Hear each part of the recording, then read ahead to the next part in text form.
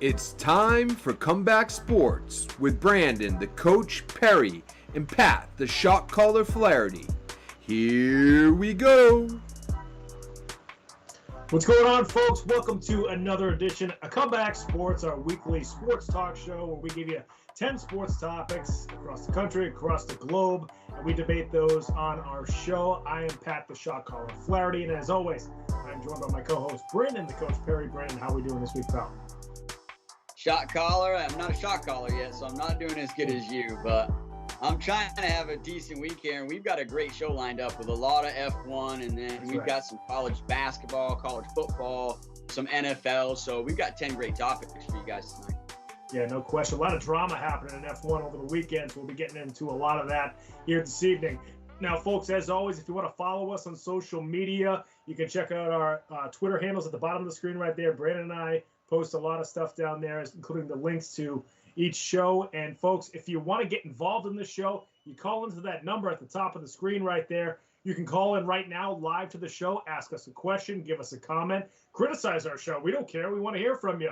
And you can also, once the show's over, call in and leave a voicemail. We'll listen to that question on the show as well if you're a little too nervous about calling in live. But this is an easy place to talk. We're easy to talk to. You don't got to worry about that kind of stuff. But if you're still afraid or you're still a little worried, just leave us a voicemail later on. And finally, you can jump into the chat on our YouTube page. There's an example of it right there where you can go to our Comeback Sports channel on YouTube and you can jump into the live chat, talk to us, ask us questions. Ruzaman Reese is always there. He's a very loyal watcher and listener, a very loyal viewer. We appreciate Ruzaman for joining us every week. He's awesome. So we want more Ruzamans here. I don't know if we can duplicate Ruzaman. There's only one Ruzaman. We want more of them as the show goes on. So, folks, make sure you check out all those different ways to get involved in the show. Folks, we get going here with topic number one. Topic number one, like we mentioned, we're going to start off with F1, and anybody who's an F1 fan knows about the race that Lewis Hamilton had over the weekend. He wins the Brazilian Grand Prix. He was back to 10th in the grid, came back, unbelievable drive by Lewis Hamilton. Not that we don't expect it, but still, even for Lewis Hamilton, fantastic race. Brandon, what'd you think of your guy, Lewis Hamilton, over the weekend? I mean, this is just another notch on the belt for him win-wise, obviously, in the career. But this is his 6th win this season, and it came at a much-needed time in the championship to be able to fight back and cut Max Verstappen's lead. But I'll tell you what, I believe this is just another, reason why Lewis Hamilton is the greatest driver of all time. And I think he proved it not just only on Sunday, but he proved it on Saturday and Friday as well, since we all know it was the last final sprint qualifying weekend. So on Friday, I know some people are going to say maybe his wing was illegal, but still had to go out there, drive the car, put it on provisional pole for the sprint race. Then that's when the drama all really started with, obviously, Max Verstappen going over and touching his wing under parc ferme conditions, which we're going to talk about next. But then Red Bull complains, has it bumped up to the stewards. The stewards look at his wing and deem it illegal, deem his wing illegal. And here's what Mercedes is saying. Mercedes said when they put the car on the track, it was legal. It met regulations. When it came off the track, even by their standards, it was illegal. So, and they're not notching it up to them cheating or anything even close to that. What they're saying is that they had a mechanical failure on their wing, and specifically with the DRS system. And that was what happened, that the wing failed, and it failed inspection. Now, Toto Wolff, what a genius, has talked about how Red Bull has pretty much been having issues with their wing for the last 3 or 4 Grand Prix and is changing wing parts under parc ferme conditions. So it was like, what was new? What was different than that? So a lot of questions going around underneath that, obviously with the Red Bull complaint as well.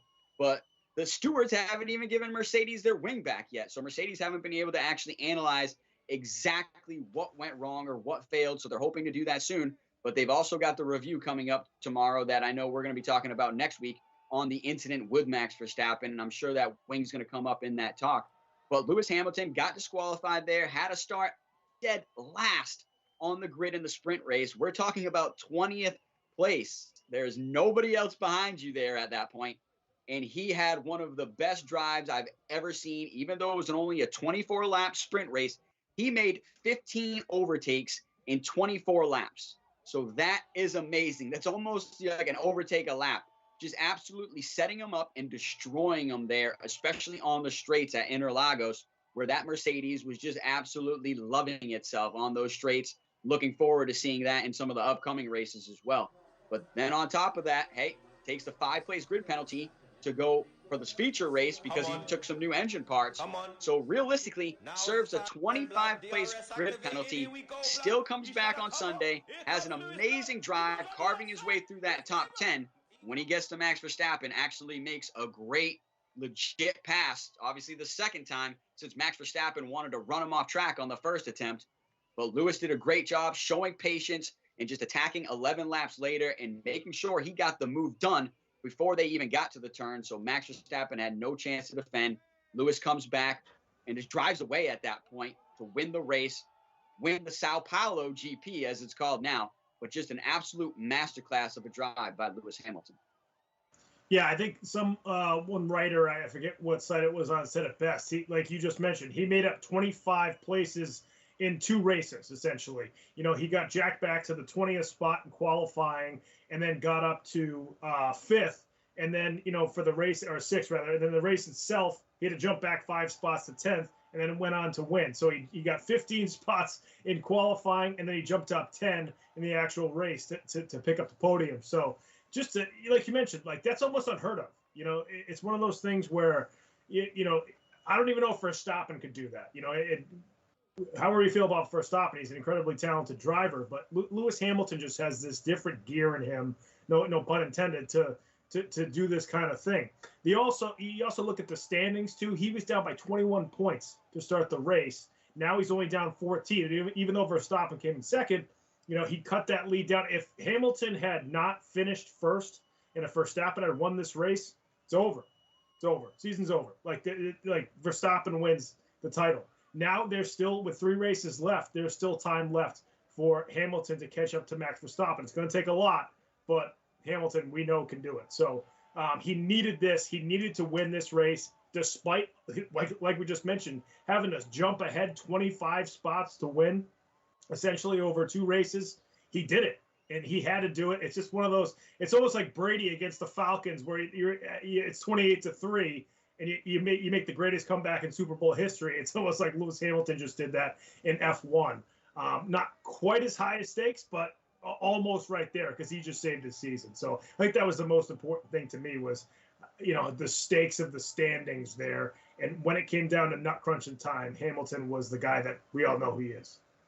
Yeah, I mean, like you said, crunch time at this point, have to win, have to make it happen. Well, maybe not have to win, but you have to get in front of him and finish ahead of him to keep your championship going. But he goes in, wins the race. 2 other drivers that just gave him nods were Charles Leclerc, saying that wasn't just the car and the straight line speed doing that. That was one of the greatest drivers of all time, Lewis Hamilton, pulling overtake after overtake on us. And then Lando Norris came out and said, man, this guy is in a whole different field. And he was like, if he keeps doing that, I'm going to have to suggest that he drives on 3 tires some more. And so Lando Norris just saying that he was getting outclassed no matter what. And I think he's also making a reference back to that 3-tire win last year in 2020 that Lewis Hamilton had at Silverstone. So just a great drive across the board from Lewis Hamilton.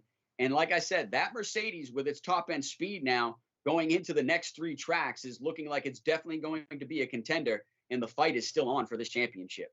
But let's move on to topic number 2.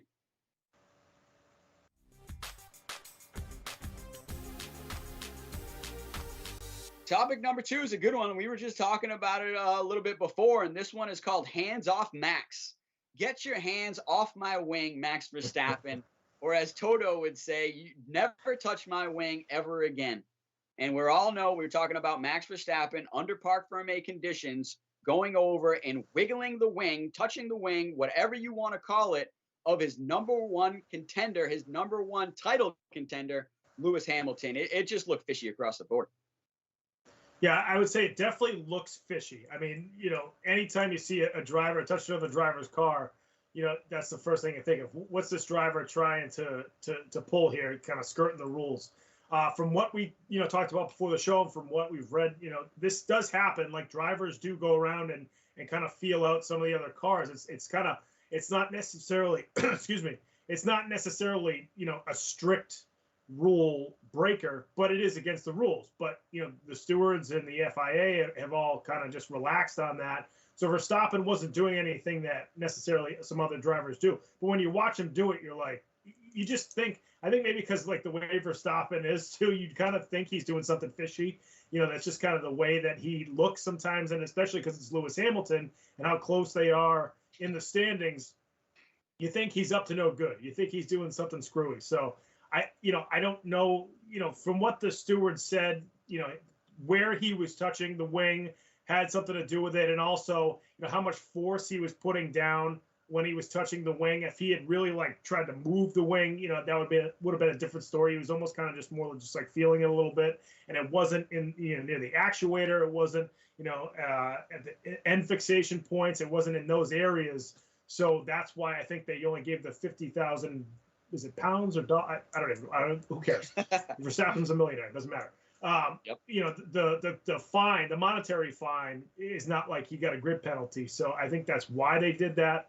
But certainly it just seems like there needs to be stricter rules in this, with this type of infraction. But, like I said, you watch Verstappen do it and you're like, dude, you're just like a pain in the ass. Come on, man. Yeah, no, I agree. Like, what makes you think you can go over and touch your number one contender's car after he just beat you in qualifying? Like, I don't understand what was even going through his head at that point. I think if he was on the radio and said he was going to do it, the team would have been like, don't do that, man. Like, that's just not smart. I think he thought, obviously, like you said, in the past, the rules been pretty relaxed. They haven't really penalized anybody. But guess what? The championship fight has never been this close in F1, unless we're going back to the 80s when we're talking about Senna and Prost. That's a long time ago. So that's why these rules have kind of got relaxed over the years, because even Red Bull said it. The championship has normally been over right now at this point over the last 7 years. Mercedes had already wrapped it up. But here, it's one of the tightest championship battles, and you're going over and touching your contender's wing with just a few races left. I just don't think it's smart at all, and I don't think the penalty was very fitting. And like we said, this is definitely illegal. Now they're said they're going to crack down on it a lot more. That's a great meme over there. That's basically what I think he was doing to the wing back there, man, playing bongos on that thing. But they definitely said they're going to come out and crack down on this rule more. And I think this fine sends that message that going forward, don't go around touching people's cars. There were some great messages that came through on the radio too after the sprint race too, which Bono came on and told Lewis, said, hey, don't go and touch or look at anybody else's car. We all knew what that was in reference to. And then Sebastian Vettel, who I'm going to reference him again, but Sebastian Vettel came on and said, I think I'm going to go touch Lewis's rear wing. And his engineer said, don't do that. That's expensive. And he said, well, maybe I'll just go try the front wing. That'll only be 25 grand. So Sebastian Vettel making a lot of jokes. But the reason that the rules have been so relaxed over these years, touching other people's cars, is because of Sebastian Vettel. He's been the number one driver doing it over these last 10 years. He's even got the nickname Inspector Seb, because he goes around looking at a lot of people's cars and seeing what they can do better to just his car. Very smart thing to do. But here's the thing. The majority of the time that Inspector Seb was doing that, it was hands off. He was mainly looking. There was only 2 times. One time where he rolled the Mercedes with his foot. He rolled the tire to kind of see how the car would roll. And then there was another time where I believe he had stuck his head in the cockpit a little bit. Other than that, he is mainly hands off. So that's where it's a big difference there. And I've been comparing it to the gentleman's club. We all know it's look, but don't touch. Look, but don't touch, Max Verstappen. So he's now going to pay the penalty for it of $50,000, euros, whatever you want. But when you're talking about a millionaire, you know what I mean? Like, that's such a small percentage for him to pay. Really don't think it was a penalty. If you really wanted to be strict and send the message of drivers not to do that going forward, you give him a 5-place grid penalty, and then that sends the message to him and to every other driver to not ever touch another contender's car. So that's what my opinion is on this topic. Right. I guess it depends on which gentleman's club you go to, right? I mean, the rules are different everywhere, just like they are with the different stewards. Yeah, the rules just seem to be kind of all over the place, and that depends on the FIA and the stewards, and that's going to be our next topic. So, folks, that's going to do it for topic number 2.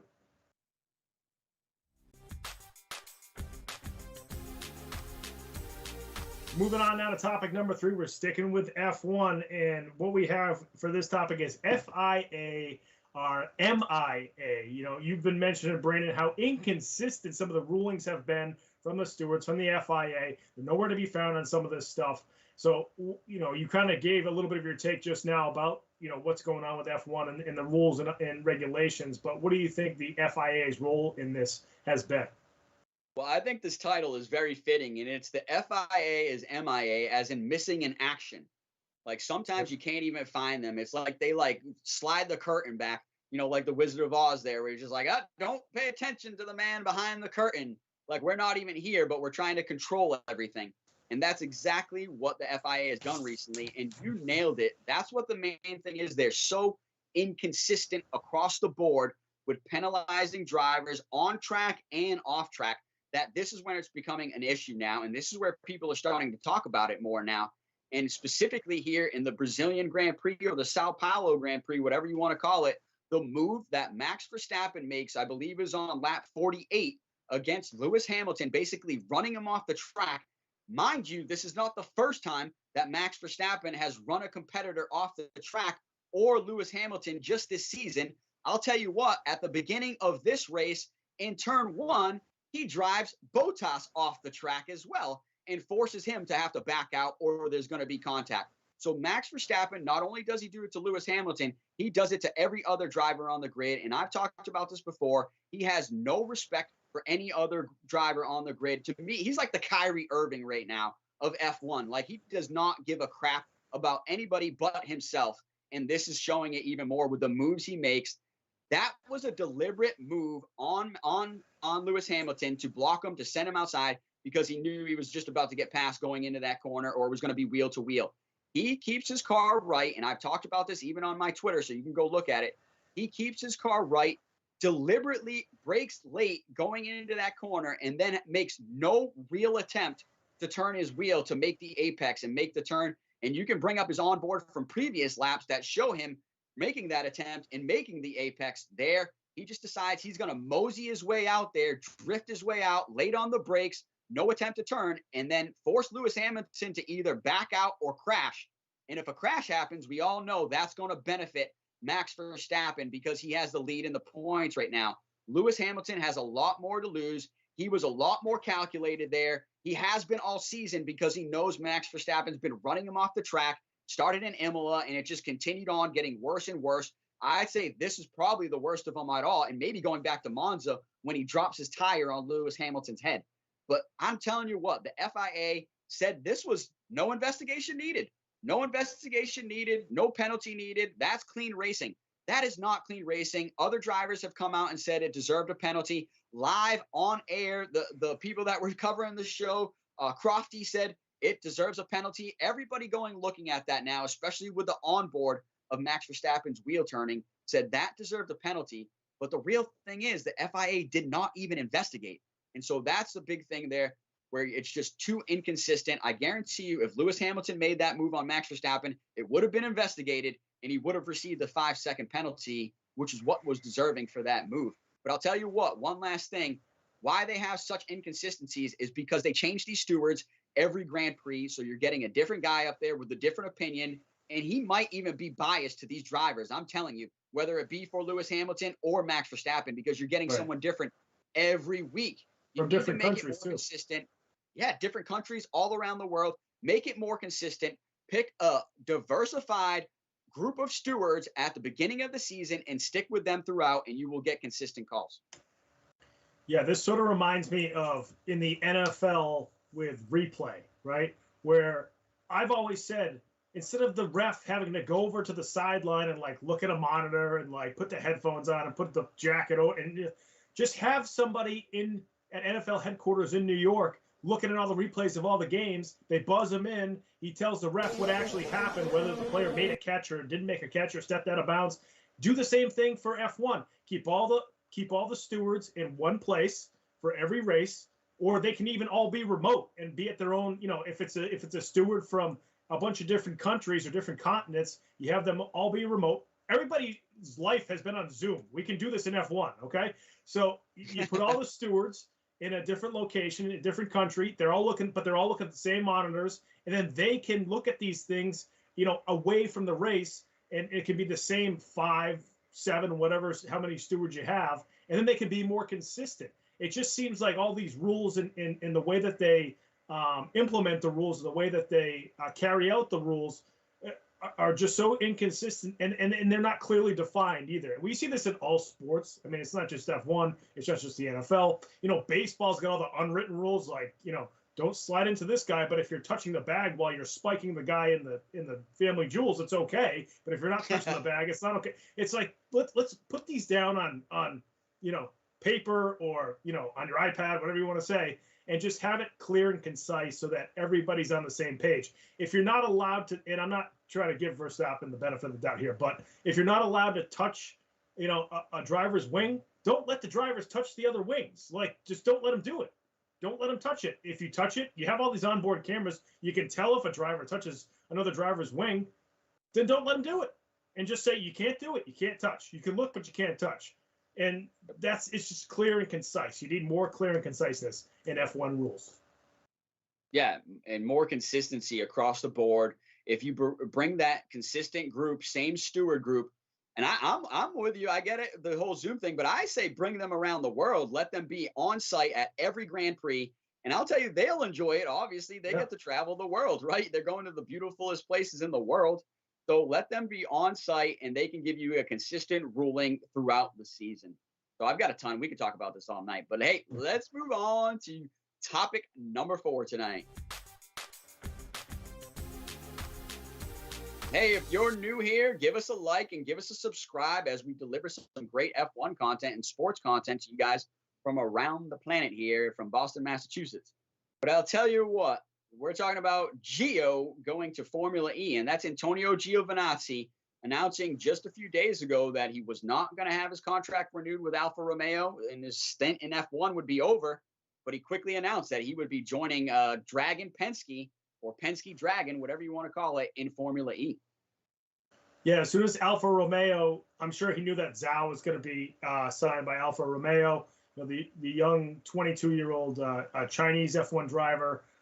We might be able to get into him a little bit and how much that's going to help Alfa Romeo to be right next to Bottas, especially. But I think, the reason why Gio left F1 altogether is he didn't have any other options. He didn't have a spot to go in F1. Next year in 2022, we keep talking about the rule changes and how much that's factoring into this year, this offseason, last offseason. And I think that factored in here. A lot of teams, there was a little bit of movement, but a lot of teams just keeping the same drivers into next season. So that's why Gio just kind of didn't have another F1 spot to go to. So as soon as Alfa Romeo was like, we're not re-signing you, he had to go to Formula E because there was nowhere else in F1 to go. Like we mentioned, Zhao, who's going to bring a big Chinese audience to the Alfa Romeo team. He's going to bring in all these Chinese sponsorships, which is huge. It's going to bring in a lot of money. Not that F1 is lacking money, but it just helps even more with more sponsorships, more attention. So we're going to see that next year with Alfa Romeo in 2022. But like I mentioned, with the new rules, they want to keep a lot of the drivers in the same places, and that's why Gio didn't really have anywhere to go. Yeah, no, he definitely lucked out, and I think he knew about this maybe several Grand Prix ago because he's been making some really aggressive moves in these last few Grand Prix, and I think he just knows that his drive's coming to an end, so he's just going to be like, I'm going to send it. I'm sticking it. I'm sending it up the inside. Him and Kimi Räikkönen, his teammate, even had contact in turn 1 during the Sao Paulo Grand Prix this past weekend, and I doubt he cared at all.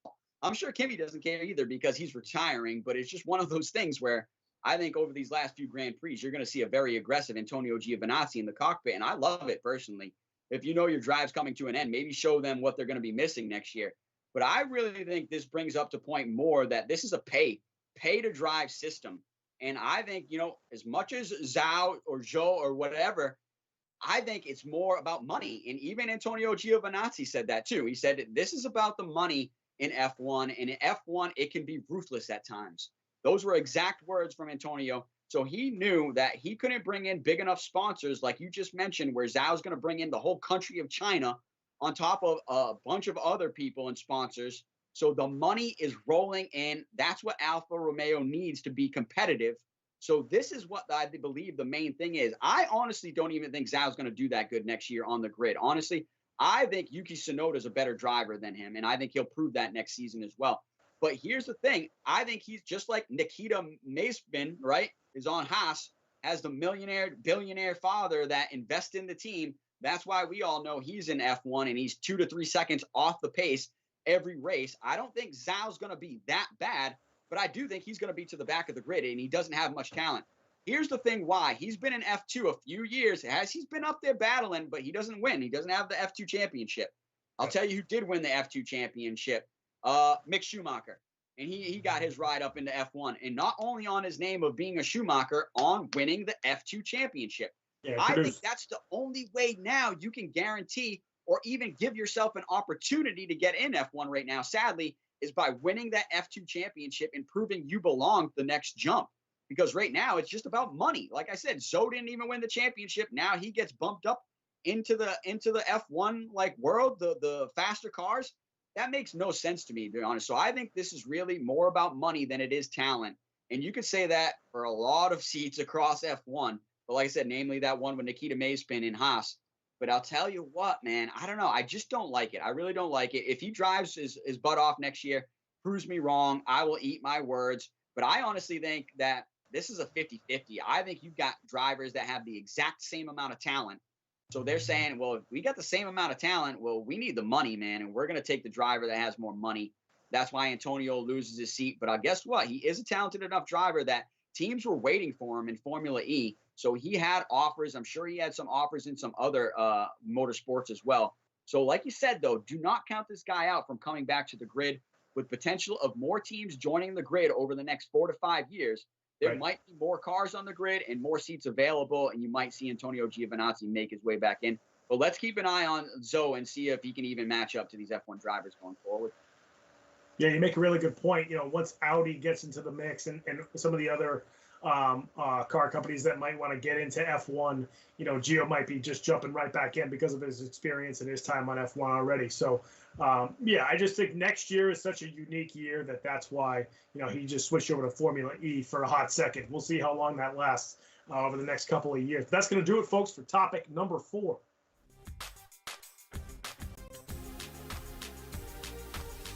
Moving on to topic number 5 now, and it is titled, I'm Back. Cam Newton comes back to the Carolina Panthers. Was just signed last week. He's been a free agent since he was released by the Patriots in training camp, or just before the season, rather. And he just came back for the Panthers, back to the team that drafted him. Ran a few plays as both a running quarterback, threw a touchdown pass. I think he was 3 for 4 through the air. Of course, Carolina's Sam Darnold. Shoulders all jacked up. He's going to be out, I think, at least 4 to 6 weeks, if not longer. So that's why Cam's in there. They are planning on Cam being the starter for this upcoming week. Brendan, what do you think about Cam Newton coming back to the Carolina Panthers? I mean, that's the shocking part to me, is the Carolina Panthers. I knew personally he was going to get another shot to play quarterback in the NFL. He's talented enough.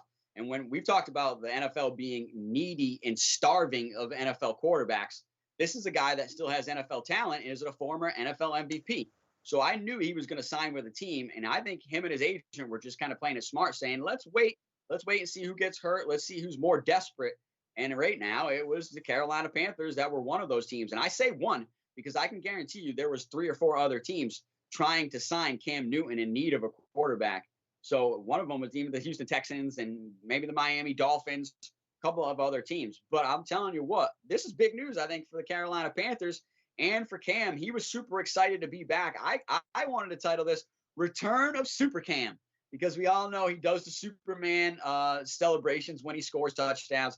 So I think this is great for him to be back, and the team that drafted him, the city loved him. I don't think the city wanted to see him leave. I don't think the fans wanted to see him leave. I think this was strictly a front office decision, one that they might be looking back now and saying, man, should we have let him go in the first place? Because here he is back on our roster anyway at this point. our QB struggles have continued once he left.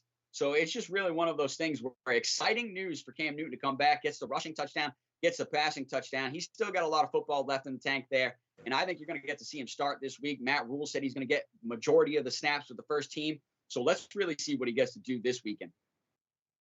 Yeah, I think this makes sense for the Panthers. I mean, I think that he was waiting for a team to sign him.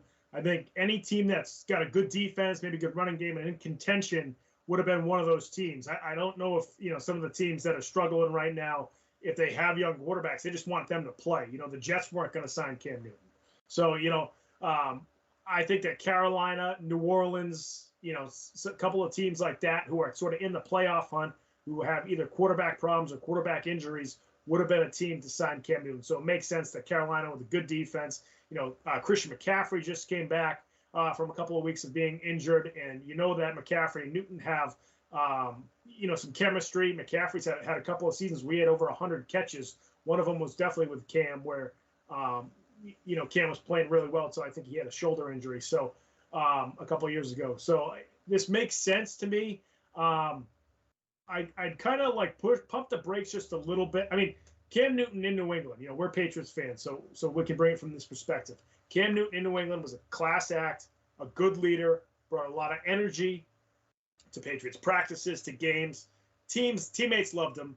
Bill Belichick and Josh McDaniels continue to sing his praises. They basically said over the weekend that they were happy to see him sign with somebody else, that they were happy he was back playing in the NFL because they have so much respect for him.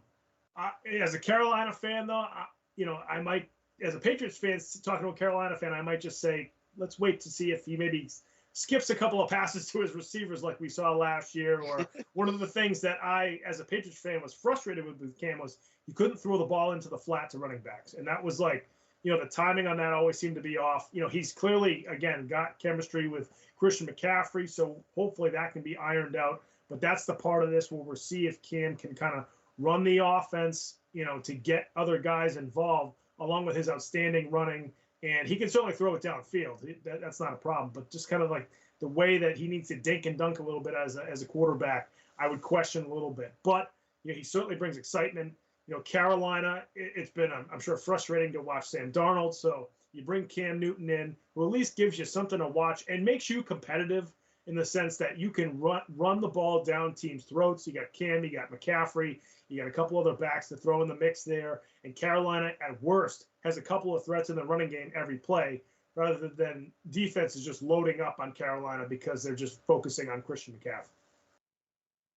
Yeah, like I said, I still think he's got a lot left in the tank. When he was here in New England, I wanted to see more utilized plays of direct runs with him. I mean, the guy's the size of a tight end. And I get he's a little older, might not want to get banged up, but if you want to play NFL football, man, that's where your talent really lies, and we need you to do that. That's what I'd be telling him personally. Or you want to go back to, sitting on the couch? Because it's one of those things where I think they need to run him more, because that's where a lot of his talent is. He is a multi-dimensional quarterback. And so I think Matt Rule, great offensive mind, I think he's going to do that. I think you'll see some more designed runs for Cam Newton, and you'll see some more Superman celebrations. But we'll definitely be covering it if he's going to play good going forward. That's the question. Let's move on to topic number 6 tonight. OBJ to the Rams, OBJ in LA with Sean McVay. That's something I heard from a comedian. I thought it was absolutely hilarious. It just matched up so well. So I've been saying that a lot this week, OBJ in LA.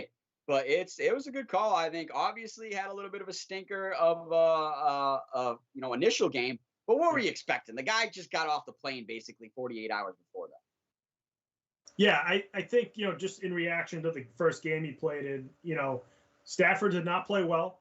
And it was clear he was trying to force the ball a little bit of forcing to OBJ. And that was kind of, as a Patriots fan, that was my biggest question. If he came to the Patriots, would Mac Jones feel like he had to force the ball to OBJ? Number one, because he's such a good talent, do you try to do that to really jumpstart your offense?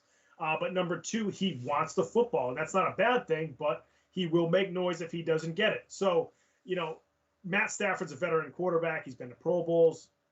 I think he'll work this out with Odell Beckham Jr. But the fact that earlier in the week, Robert Woods tore his ACL in practice, the timing there, they were expecting to have this crazy pass-happy offense. Now, you sign OBJ because you needed to at this point. Before it was a luxury, now you need to. So now for the Rams, you got to ask who's going to be their intermediate route runner. It's not going to be OBJ. He's a deep threat.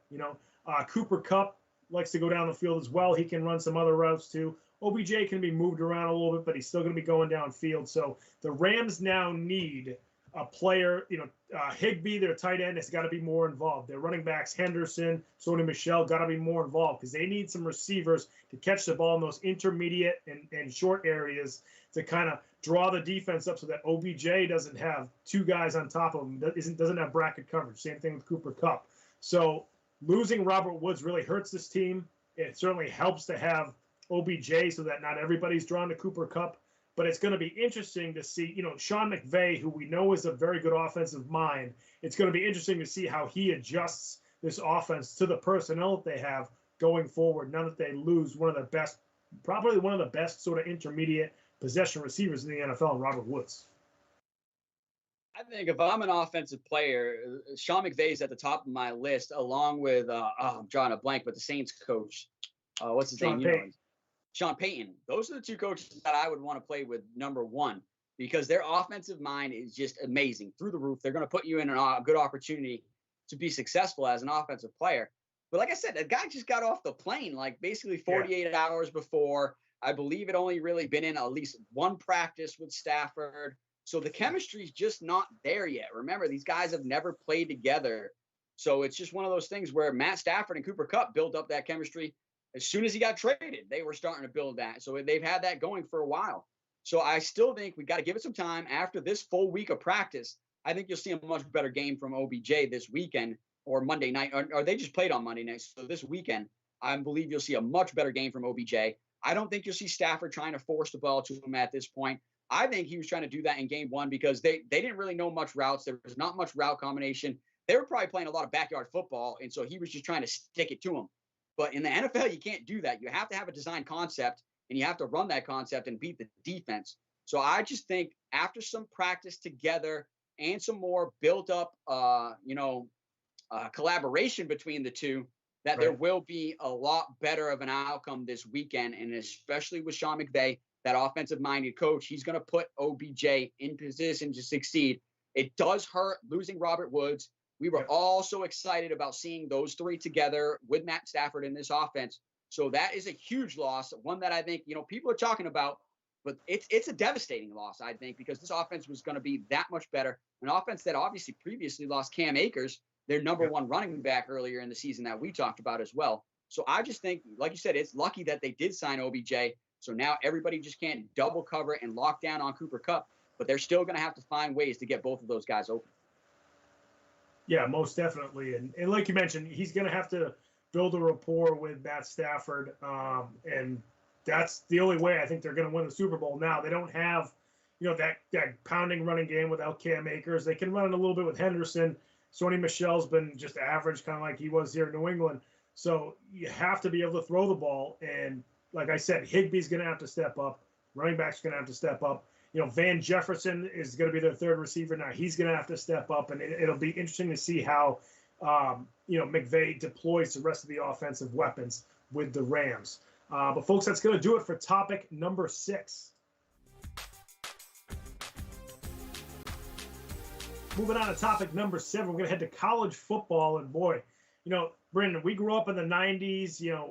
We kind of, went to college in the early to mid-2000s. And don't you remember the big three Florida schools being awesome at football? Florida State, Miami, and then the Florida Gators. And now it's like you look at the three teams, and Florida State's 4-6, Florida's 5-5, and Miami's 5-5. And Miami was projected to be like a top 10 team this year. What is going on with these three Florida college football teams? It's just such a struggle this season. Number one to me is the passion for the program and the passion to play. I don't see it. I don't see it from any of these teams. They are like a dumpster fire, honestly, especially Florida State. And I hate to say that. That is my number one school. I've loved them since I was a little kid, but we've talked about them on this show earlier this season. There he goes, bringing it up. I knew you were going to do that, producer Ben. With this guy dropping a knee, did not care about losing that game. I think that goes around. losing is contagious, man. And once it starts happening, people start giving a shit per se. And this, I think, has happened across this big three, unfortunately. And like you said, this is three schools that were dominant, not only on the field, but off the field in recruiting too. That's where it's really hurting them because they've been so weak on the field that the big recruits just don't want to go there anymore right now. The only thing that's luring you down there is the Florida weather at this point right now. But when you can go much better places, like maybe even Penn State's doing better right now, you know, like USC, there's so many other college football teams. North Carolina is a better program right now than all three of those teams. That is sad, man. So it's just really one of those things where their programs are hurting right now. They've got to look to invest more money. They might even have to look to a coaching change again. I've been saying Florida State should fire their coach for years now. They need it. They go from a decent coach. The program's doing decent. Now they're doing worse. So it's like with this new coach that's now been there for a few years, the honeymoon's over, man. This is, you know, the top college teams in America. People want to see him win. The alumni wants to see him win. The boosters want to see him win. If you don't win, it's time to go. Let somebody else come in here, see if they can fix these programs. The one program that I don't think they should fire their coach is Miami. I do think they have the right coach there. I think he still can get his players to be passionate. They've just got to recruit better. They've got to get some better players in the pads. We've talked about this in the past. You know, as a coach, you can have all the X's and O's you want, but if you don't have the Joes to pull off those X's and O's, then you got nothing, man. So I think Miami's got to recruit better, but I think Florida State and Florida need a full reset, fire their coaches, and move on. Yeah, I think what you said before, too, is the biggest indicator here is recruiting. Recruiting has always been the biggest thing with college football. Who are the top two teams in college football right now? Or arguably, it's Alabama and Georgia, which are right next to Florida. If you go to the first game of the season, Alabama played Miami on September 4th. There were 8 players on Alabama who were from South Florida. South Florida, you know, Miami used to crush it down there. And now Alabama's taking all those players. The year before, when Alabama won the national championship, 15 of their players were from Florida. And now Georgia's right there doing it too. And that's what's happening. They are getting the recruits. If you were crushing Florida, if you're these three teams, because there's plenty of players down there, you can kind of all like divvy them up and get top recruits from the entire state. If you kill it in Florida, if you're one of these three teams, you really don't have to go anywhere else. I mean, you can maybe get a player from Georgia or the Carolinas, but you can have a stacked team if you recruit well in Florida. But all those players are going to Alabama. Look at Mac Jones. Mac Jones went to Alabama, and he's from the Jacksonville area. He should have been a shoo-in to go to the University of Florida. I know Kyle Trask was there, so that's a little different. Mac Jones was recruited to go to Alabama when Tua Tagovailoa was already there and was the savior, not the savior, but he was sort of the up-and-coming quarterback as soon as he became a freshman. Mac Jones still went to Alabama knowing that he would have to sit at least 3 seasons behind Tua Tagovailoa. Yeah, and Jalen Hurts. Yeah, Jalen Hurts, and he still went there because of how good Alabama is at recruiting. And you have, so Miami, Florida, FSU, they're not getting the recruits anymore. That's the biggest thing, is they're not getting their own in-state recruits. The luster has kind of worn off of these three programs. Miami, love the turnover chain, but that's not getting kids recruited. Okay, you got to get more. You got to get guys like Ray Lewis and Vince Wilfork and Ed Reed and some of these other guys that are Miami, Andre Johnson, and some of these other Miami alums who were there in the heyday, and get them out recruiting and get them to talk to kids and say, this is a great place to be. This is a great place to attend college. I don't know if you want Michael Irvin out there, because Miami was a little different when he was there, but even though I love the playmaker, but yeah, they have to recruit better. I think that's the biggest thing for these Florida football teams. Yeah, that's funny. I was definitely going to bring up Michael Irvin and see what you said if you want him on the trail out there. But you bring up a good point. I mean, I think they could help with recruiting all NFL players, a lot of them NFL Hall of Famers, right? So they could definitely help with recruiting. I would be toting that as much as I could. And then I've been talking about this. I've said it on this show before. For Florida State, you go out, you hire Coach Deion Sanders. Yep. What is more better than that? That guy is going to bring in all the recruits right there based off of he's fun to play for. He's one of the greatest players of all time, and he's a former alumni of the team. Like, so that's their answer there. For Florida, I don't know what your answer is there. Your team's so weak right now, but firing Dan Mullen is definitely the right call. I've sent you that tweet the other day where Dan Mullen just thinks he can throw on a pair of Jordans and try to act cool, and that's going to bring in all the recruits. It's not how it works, brother. Freaking Nick Saban goes in there with, what, 6, 7 rings, puts them on the table. That's how it works, buddy. That's how it works, the rings. So, yeah, they've got a long way to go, but definitely they've got a lot of fixing to do in those big 3 in Florida. But we'll see if they can do it going forward. Let's move on tonight to topic number 8. McDavid getting 600 points, man. This is an amazing story, right? Putting him in, I believe, in the top 10, even top 6 all time for points. So this is a great story, man.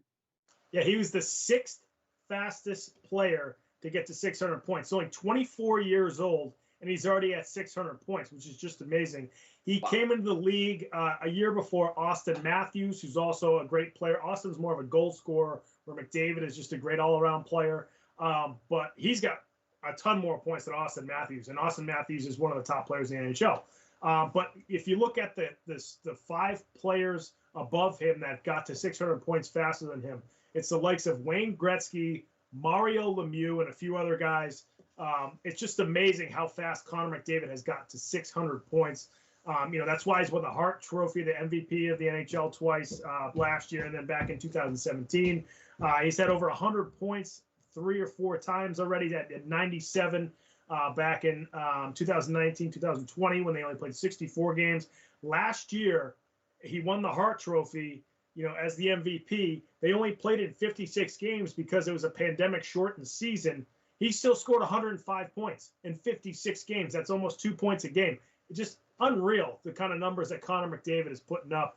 And he's not just a goal scorer. He can put up 30, 40 goals in a season, but the amount of assists he dishes out, 60 to 70 assists every year, the way he gets his teammates involved.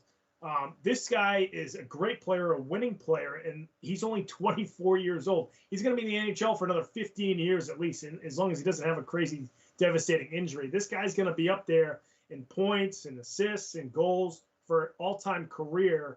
I don't think he'll ever get to Gretzky, but like Lemieux and some of those other guys, he's going to be up there. Connor McDavid is that good. He's been that good to start his career. We'll see how much longer he's in Edmonton for, but this guy has been unreal as soon as he stepped on the ice with his skates in the NHL. Question, what's his nationality, man? He's from Canada. He's from, I believe, Ontario, Canada, which is not a shocker. Of course he is. I was hoping he was American because our team needs that type of power in the Olympics every year. Yeah. But, I mean, because the Canadians tend to just drag us up and down the boards there in the Winter Olympics. But I guess he'll be doing that again. And so it'll be traditions, as Valtteri Bottas says. But it's one of those things where, I mean, this is impressive no matter how you cut it, right? Getting that many points that fast. I got to compare it to maybe like a guy like LeBron James or Kevin Durant, like averaging 28 points a night. And just doing that like their whole career. This guy's just been tearing it up and is just so consistent with scoring points. And remember, that's not just goal scoring, that's assists as well. So he's doing it all, and he's making his teammates better. I think when you talk about some of the best players in any sport, that's one of the biggest things you have to bring up. Do they make their teammates better? The answer is yes with this guy. He clearly does. He's been doing it on the ice, and it's easy to see, right? And the numbers just keep racking up. So, man, such an impressive feat. And then, like you said, more impressive that he's only 24 years old. We talked about it. These hockey guys, they tend to come in at 18 years old. Some of them are even 17, I think, when they get signed. So they're basically babies when they get on the ice. They start racking up the points. And then that's how you have a guy here, only 24 years old, getting to 600 so quick. But, man, super impressive feat. And you got to say, where's he going to end when it's all said and done? How many points is this guy going to have? Yeah, I think that's the big question now. I mean, he certainly, we'll see if he wins a Stanley Cup. That's sort of the next step for him and the Edmonton Oilers. And but because they've struggled for a while now, since the heyday of Gretzky and some of those other guys that they had on Edmonton. But he's clearly the cream of the crop in the NHL. For a long time it was guys like Stamkos and, like I mentioned, Austin Matthews is up there too. But McDavid, I think, is clearly the best player in the NHL. Ovechkin's starting to get older. Crosby, who's now injured, he's starting to get older too. So you look at Connor McDavid, he's the guy, and this is going to be the guy. He's kind of must-see TV if you're tuning into NHL games. So he's certainly fun to watch, and it's going to be fun to watch for the next 15 years, like I mentioned. And folks, that's going to do it for topic number 8. Moving on to topic number 9, it's the Sox eyeing Penguins, and it's not technically the Sox, it's the Fenway Sports Group, so it's the ownership of the Red Sox. Of course, John Henry, they are eyeing, and they are in very, very serious talks of buying the Pittsburgh Penguins. Strange feeling, Brandon, as a Red Sox fan, seeing the Red Sox ownership group buying a Pittsburgh team in one of the big 4 major sports. Well, let's be real. They have no chance of buying the Bruins because the Bruins are a much more, in my eyes, successful franchise. Even though you can talk about the Penguins during the 90s, I get it with all those great players they have.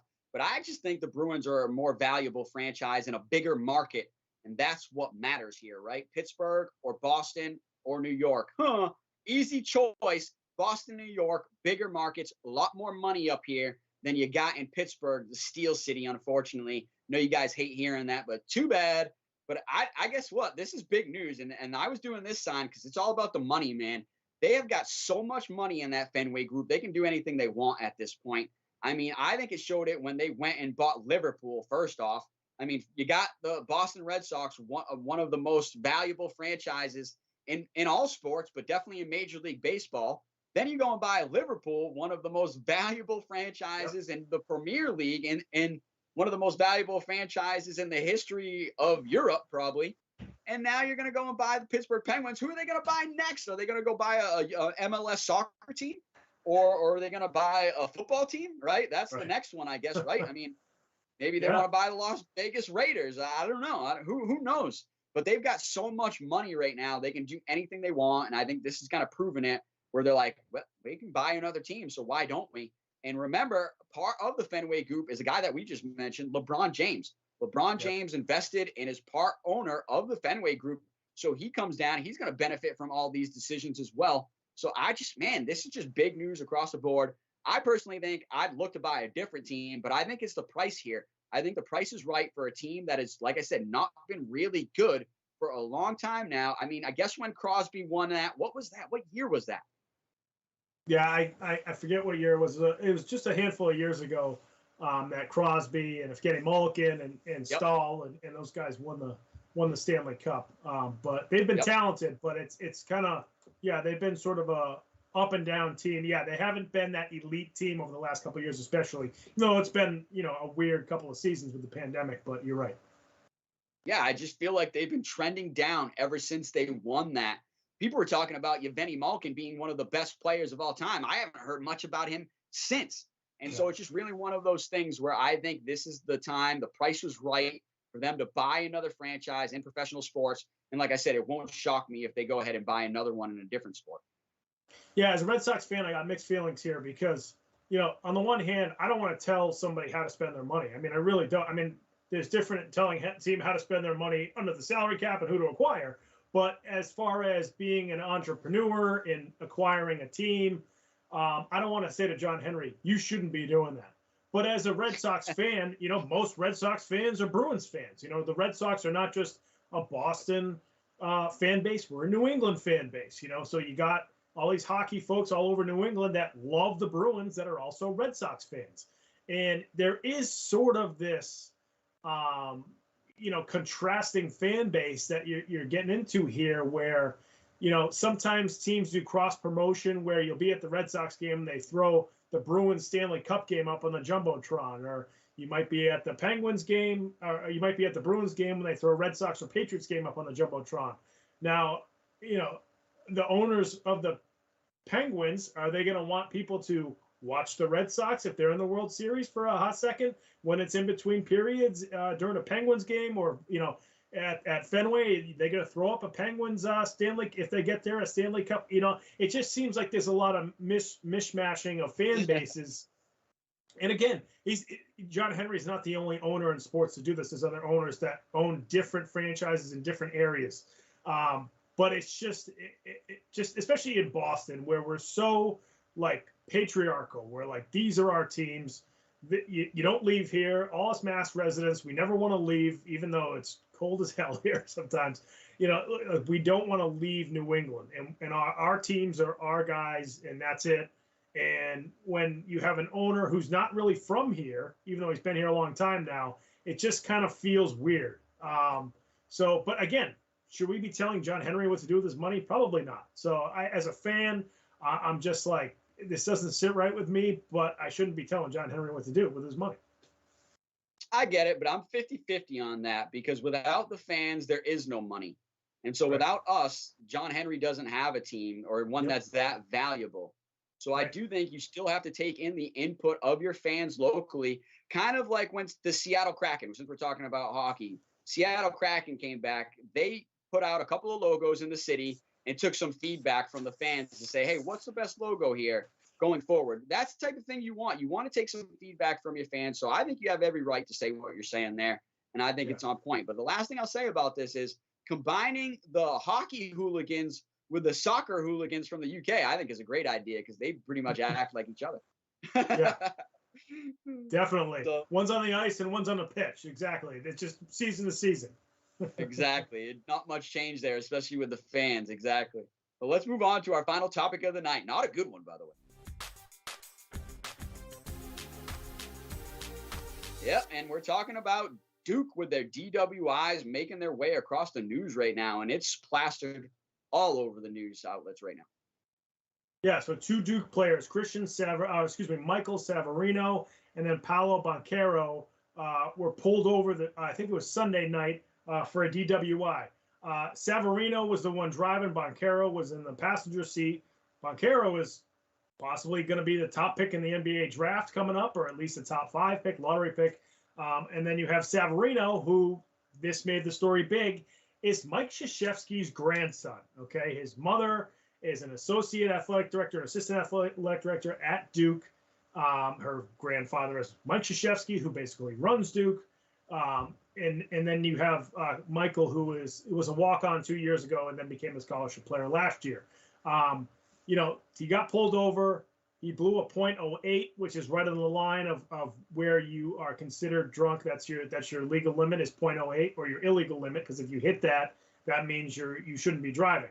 So he was right there, but the kid's 20 years old, so he was illegally drinking, and he had one of the best players in college basketball in his passenger seat. Banchero gets a citation for aiding and abetting in a DWI, where he's essentially, assisting in his teammate in driving while drunk. So they're both getting in trouble here. This is certainly going to hurt the program, especially Banchero, because he's one of the best players in college basketball. So it's hard to replace 19 and 10 every game.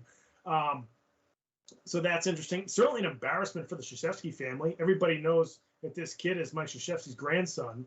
But I do think, because he's Krzyzewski's grandson, you got somebody who clearly has clout in the North Carolina area, in the Durham area, even though this was in Orange County. So not necessarily in Durham, but I'm sure the state troopers know who he is and who the kid next to him is. The kid next to him is the best player on campus. So you have two very influential basketball players who probably think, like we all when we were young, that you're invincible and you can just do whatever you want and there are no consequences. I think this is actually, in the long run, going to be a good thing for these two players, especially Banchero. You're going to be a first pick in the draft. This probably isn't going to hurt your draft stock, I don't think. So that's not going to hurt you there. And this is now a lesson. This is how you learn to grow up and understand that you are going to be the first pick in the draft, and you cannot be doing things like this. And I don't know how in college basketball, there's not like a car service like there is in the NFL, but there's Ubers. There's ways to get rides home, when you're one of these guys. So, just to drive late at night, even if you're not even drunk, but it's late at night, just don't do it. Get an Uber, get a cab, whatever you got to do. And this is definitely a lesson for these two players, and especially Banchero. And I hope these guys learn from this, and it's happening to them now, rather than when Banchero's in the NBA and there are greater consequences than just missing a couple of ACC games. Yeah, I mean, I personally think Boncaro's lucky that Savarino was driving because it would hurt his draft stock if he was the one that was driving and he was receiving the main like DUI charge for the one being behind the wheel intoxicated.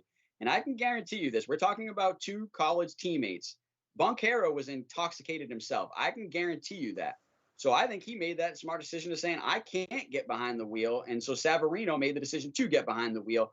Two bad decisions by two young men, and they're definitely going to learn the lesson and pay for it. But I'm telling you what, I guarantee you they both were intoxicated. Savarino might even have been a little less intoxicated, and that's why he felt he should be the one getting behind the wheel, or maybe to protect his friend because he knows he is going to be a high draft pick. So there's a lot of questions here, but a lot of the questions are coming up because, like you said, this is Mike Krzyzewski's grandson. And so on questions about is he getting any preferential treatment, then there's questions whirling around like, is he even good enough to be on this Duke basketball team, or is he just there because his grandfather's the coach? And so I don't know.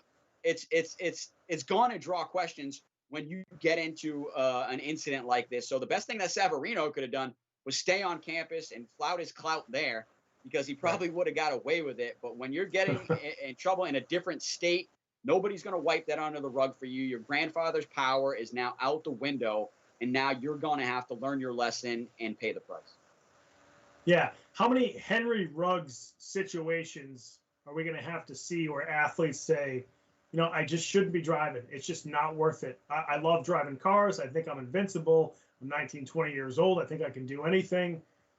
But look at what happened to this 23-year-old, NFL player who's got all this money. He just ruined his life and certainly and ended the life of a person the other day or 2 weeks ago, whenever that was, and probably ruined a couple other lives as well. And you go back and you say, and we've all done dumb things. I mean, I've certainly done dumb things in my life as well. But you got to look at this stuff. And nowadays, you got Uber, you got Lyft, you got, we talked about in professional sports, they have car services. These guys are rich enough where they can call limos or call, car services, never mind the free one that the NFL provides. I know it's different in college. You can't take certain benefits. But, I mean, if you're Krzyzewski's grandson, you have the money to take an Uber. Let's just be real. So, and the other kid's going to be the first pick in the draft. You can spend $20 on an Uber to avoid this type of situation. So luckily, nobody got hurt. This could have been a lot worse. And I think this is a teaching moment for both these players.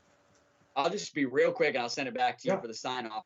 With the NILs coming in, maybe Boncaro needs an NIL from Uber or Lyft or something like that. Then you get free rides.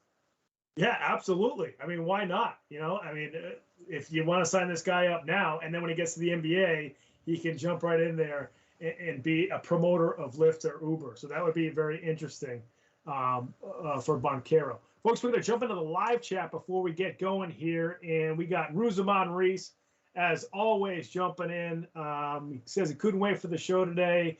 And it's a penalty period. I think he's talking about F1, and then he talks about it hurt my fantasy team. I'm guessing, Ruzaman, that you had Robert Woods. So I'd like to see if Ruzaman can jump in there one more time. Yeah, Ruzaman, absolutely call in before the show's over if you can. We'd love to hear from you. If not, that's okay. Leave us a voicemail later on if you want. But let us know, who was on your fantasy team, because we want to know. I'm guessing it was either Robert Woods or OBJ, because that's who we were talking about earlier. But Ruzaman, a very loyal fan here on Comeback Sports. Any of you folks that are watching this show, you want to chime in, you want to let us know what you're thinking about the show, give your opinion. If we talk about an NFL player and they're on your fantasy team, let us know. If you want to comment on the show, jump in the live chat, give us a call, tweet at us. Our two Twitter handles are at the bottom of the screen here, so make sure you check that out as well. We got the phone number up there. Call into the live show or call in again later on or call in another time. Leave a voicemail. We'll try to play it back on the show. A lot of different ways to get involved, folks. We'd love to see our fans get involved in the show. Brandon, before we get going here, he says, yes, I do. So I'm guessing that's Robert Woods. So I have him on one of my fantasy teams too, Ruzaman. I was devastated when we lost Robert Woods. I love Robert Woods and the way he plays. He's that intermediate route runner. So I feel you, buddy. I feel your pain, my friend, losing Robert Woods. Brandon, what's your final thought before we sign off? I've just got a funny one. Earlier, the Jets backup quarterback, Mike White, earlier last week said he felt like he was so good that he should have been a first-round pick and the first pick overall. Then the next game, he throws 4 interceptions and gets benched. Good call, Mike White. Good call. You're the #1 pick, all right. And then finally, I'm looking forward to the end of the triple header here with F1 going to a new circuit in Qatar at the Low Sail circuit. It should be exciting. That's going to be a lot of fun. Yeah. What happened with Mike White is called getting ahead of your skis. When you're a good backup, but then you think you're the first-round pick. I don't think so, buddy. That's going to do it for sports, Comeback Sports this week, folks. Thank you again for joining us. Thank you to Ruzaman, our producer, Ben Kudo, slugging through a cold right now, doing a great job. Rain, sleeter, he's like a mailman. Rain, sleeter, snow, or sickness. He's doing a great job as the producer. Brandon, thanks for joining me as always this week. And folks, again, chime in every week on Wednesdays at 8 p.m. here on Comeback Sports. We'll see you next time, folks. Take it easy.